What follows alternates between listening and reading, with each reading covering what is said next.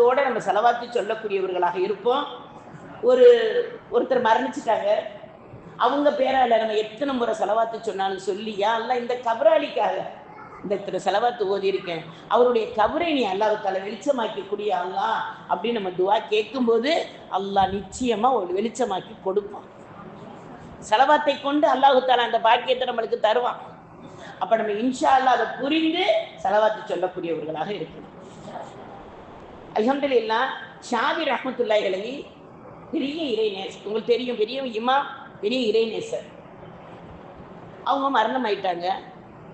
அவங்க மரணமானதுக்கு பிறகு ஒரு மாணவருக்கு அவங்க எப்போ பார்த்தாலும் எவ்வளவு ஹதீஸுகளை எழுதியிருக்காங்க, எவ்வளவு மாணவர்களை உருவாக்கியிருக்காங்க, இவங்களாம் அல்லாஹ் எப்படி உபசரிச்சிருக்காங்க, அல்லாட்ட எவ்வளவு வரவேற்பு மிகுந்தவர்களாக போயிருக்காங்க அப்படின்னு தெரிஞ்சுக்கிறதுக்காக வேண்டி ரொம்ப அதையே நினைச்சுக்கிட்டே இருக்காங்க.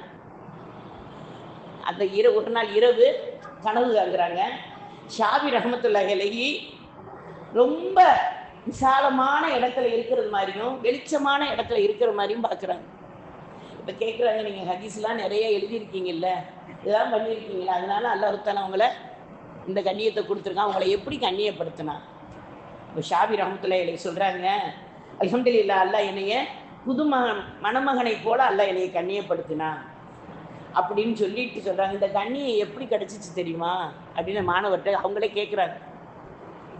எப்படி கிடச்சிச்சு? செலவாத்தை கொண்டு கிடச்சிச்சு. சுபஹான். நான் எழுதின கித்தாபை கொண்டு, நான் சொல்லி கொடுத்த உபதேசத்தை கொடுத்து கிடச்சிச்சின்னு சொல்லலை. என்ன சொன்னாங்க?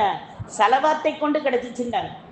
அல்ஹம்துலில்லாஹ் அப்படிப்பட்ட செலவாத்தை நம்ம இன்ஷா அல்லாஹ் அதிகமாக ஓதக்கூடியவர்களாக இருப்போம்.